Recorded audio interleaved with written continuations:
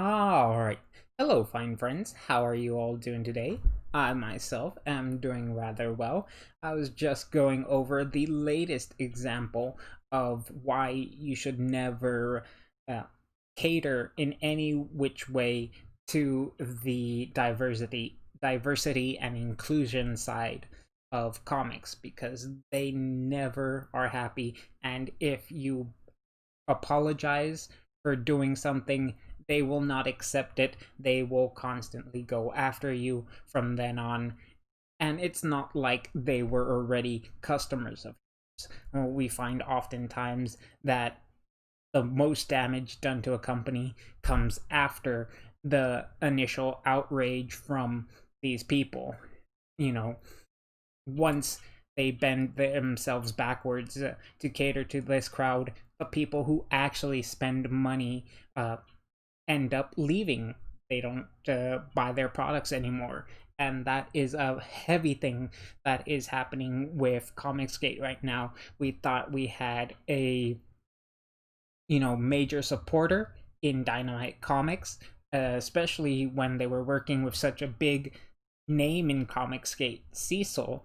Cecil's been all over the place within Comicsgate, and he's one of the nicest people you will ever meet. Of course, he's a bit vulgar and can come off as offsetting to certain types of people, but that doesn't stop him being for a decent person. He, like many Comicsgate creators, simply wanted better customer service, a better relationship between comics creators and their fans. We've gotten so many of examples of them attacking us just for liking the traditional types of stuff, preferring traditional types of stuff because most of us come from harder backgrounds as well. For the most part, the people complaining are middle class college students who have nothing better to do than to try to change a hobby they were never really a part of. Anyways, that was the most offensive part, I would say, of comics going mainstream and, just causing a bunch of ripple effects throughout geekdom because you were no longer allowed to have fun with things and you were no longer allowed to delve into escapism. So many current art forms are trying to push this realism aspect. What if superheroes were in the real world? I know that Watchmen is one of the greatest comic books ever written, but everybody tries to emulate it and does it badly. But all that is besides the point. We can go ahead and get into today's article. Dynamite loses support and creators after crowdfunding a Comicsgate comic cover by Beth Alderkin, who we can see is just a very hateful person. When we go through her article, she quickly tries to spin what the story is behind everything, because of course if you control the narrative, you control what the majority of normies think of these situations, even though once again these people don't actually buy these comics and don't actually support these creators. Comic publisher Dynamite Entertainment has pulled its latest variant cover after it was discovered it came from a Comicsgate supporter, leading several writers and artists, including Red Sonja writer Mark Russell, to say they would no longer work for the publisher. The cover has since been cancelled, but the company is still in hot water over its ties to the group. So you can see right off of the bat, no quarter, no sense, just straight hate. It doesn't matter what you do. It just you just deserve to be hated uh, after the initial incident or what have you. Comicsgate, for those blissfully unaware, is yet another loosely organized campaign of people rallying against what they see as forced diversity in the industry. It, of course, also happens to involve a lot of online harassment of progressive creators. And you know a few things that can stop this supposed online harassment of progressive creators? How about good stories? How bad would we look if we were ragging on people who were writing good stories? It's that simple. Imagine that. Giving the world good stories and people ragging on you and making themselves look bad for doing that. Insane.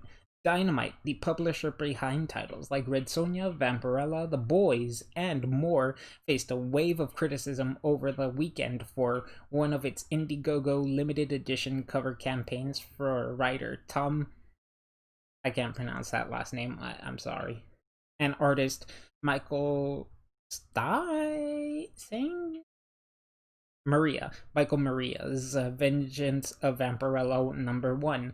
The variant, Cecil's Big Cover, by artist Donald DeLay, features Red Sonja and Vampirella creating what the campaign calls a badass sandwich around some guy named Cecil, who you might not recognize. He's a character from the indie comic Cash Grab, written by YouTuber Cecil Jones with art by DeLay. It's an unpleasant comic book, both in content and quality, but it's largely funded by Comicsgate supporters. In addition, Jones and DeLay each have a history of engaging in online harassment, particularly against women in the online comic book. Oh, fuck you, that is a straight up lie. Cecil does not participate in any sort of bullying or harassment against women. Again, he may come off as a bit vulgar, but he never straight up harasses anybody. Now, there was just a lot of bullshit in this paragraph anyways, because as you can see here, The Boys is highlighted as an example of something Dynamite Comics has published, and The Boys has gone far and beyond what Cecil has drawn and put out there. You know, there are almost straight up sex scenes in The Boys comic book, which is just crazy that they think that is somehow so. It's mostly because they're probably only familiar with the Amazon Prime series. They have never looked into the comic book, because if they did, they would certainly know that The Boys comic is much more vulgar and gore ridden than the show. It's actually toned down in the show itself. And we also get this writer trying to downplay the success of Cash Grab because it was largely funded by Comicsgate supporters, in their words, as if that was a complete way of devaluing its success. Oh yeah, Comicsgaters funded Cash Grab, so that doesn't mean anything, which is absolutely stupid and insane. I can't believe that's being used as an argument. And then we go down to the cover, and it's nothing horrible about it. It's just a guy between two attractive women. Is it because he's more vulgar? He's got cash in his hands and flowers in the other? It doesn't really make sense to me why this is the one that broke the camel's back for them. Because Comicsgate has done variant covers for previous Vampirella issues. More insanity ensues, though. Several writers and artists like the aforementioned Russell, Carla Pacheco, Matt Miner, and Christina Ward, Red Sonja, and Tony Lee said they will no longer continue working with Dynamite as long as the company continues to work with Comicsgate supporters. Miner said he pulled the next Guar series, and Russell tweeted that he's completed work on Red Sonja #24, which concludes his obligations to the publisher. Good. Let them leave. Let them starve themselves out. If they don't want work, they shouldn't be getting work. And there, right there too, you can see Orgasmageddon is one of the titles right there. And somehow, just because a Comicsgate supporter is in here, it makes it worse. Which includes the obligation. In a statement, he cited Comicsgate history of harassment against women. There's women in Comicsgate. Very big creators as well. People of color. There's still people of color in Comicsgate, such as myself, such as just some guy. What are they saying here? And LGBTQ creators as a big reason for his exit. He and others criticized Dynamite's ongoing relationship with Comicsgate supporters, along with the company's refusal to address larger problems with the company, some of them declaring no intention to return until they see what Pacheco called drastic change in company management. Honestly, Dynamite should have just been like, fuck you, go ahead and leave. It's absolutely insane that all these people could have been easily be replaced by Comicsgate creators, and there would have been an uptick of revenue for your company. But now you've shot yourself in the foot. You've catered to people who don't even buy your products, and now people who would have supported you, in their eyes, your name is mud. Now you will never get the support. Online harassment is a systemic problem in the industry, but one that hits close to home in this case. Jones, who goes by Cecil Saez on YouTube, has targeted comic book writer Gail Simone, whose work on Dynamite's Red Sonja series. Simone has not released a statement yet, saying she's still processing the situation. Would these idiots just grow up already and grow a thicker skin? Online harassment has got to be the lowest form of harassment, because you know what you can do? You can turn the phone off. You can delete the app. You can go away for a couple of hours, years even, or never come back at all to the shit you were getting. Online harassment is a non-issue, and only because they force themselves to stay on these platforms does it become a problem for only them as well. This isn't the only time Dynamite Entertainment has hedged its bets with Comicsgate. For example, last year the publisher stood back as Comicsgate supporter Ethan Van Sciver commissioned his own crossover covers that combined Dynamite characters with those from Cyberfrog Bloodhoney, Van Sciver's indie comic. Well, I mean, the character was featured beforehand, so I suppose you can call it an indie comic, even though it has now reached $1 million in backing on Indiegogo. In addition, one of the other limited edition variants Dynamite is still promoting comes from artist and YouTuber Mindy Wheeler, a self-described conservative who has distanced herself from Comicsgate but has described sexual assault survivors in the comics industries as whores as recently as last year. We've reached out to Dynamite for comment on this.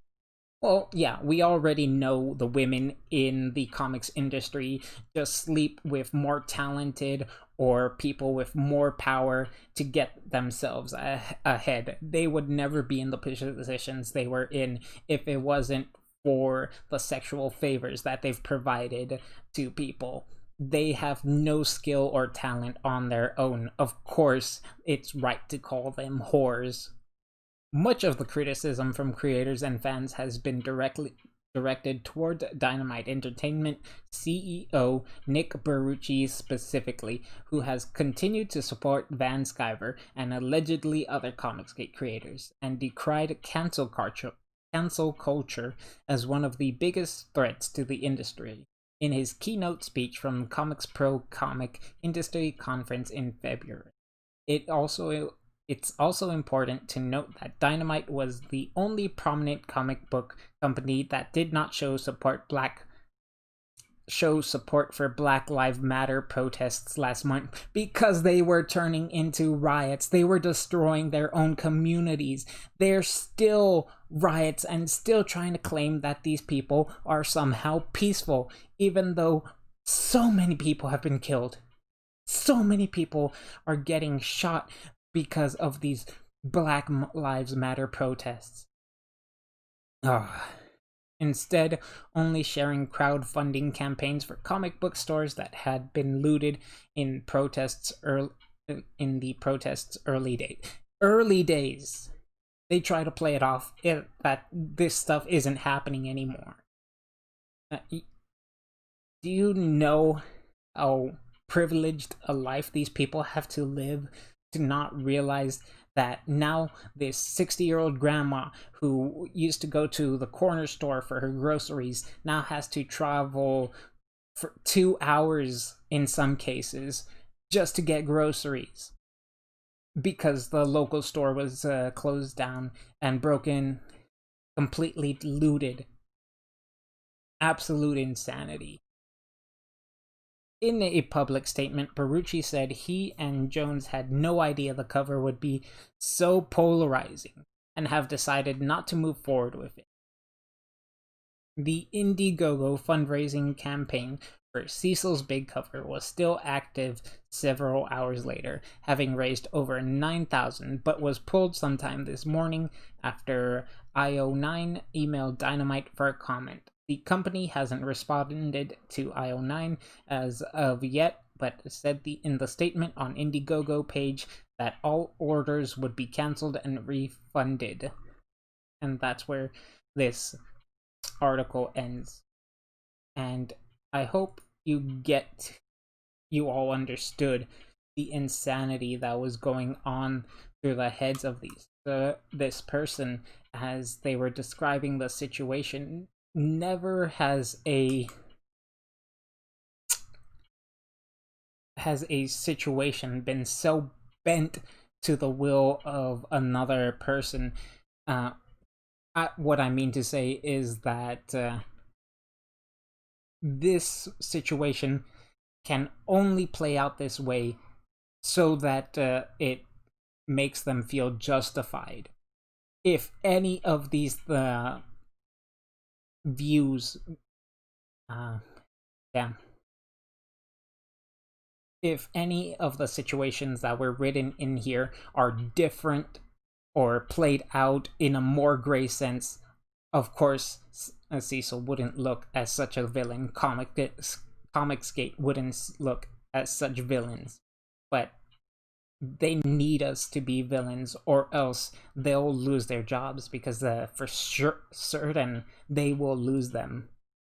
They're only slowing down the spread by giving out this misinformation, but we already know that Comicsgate is the future of comics within the Western world. At the very least, we also have manga on the rise in the Western world, so we'll get to see how things change after the whole lockdowns and all that really come to an end and things of that nature.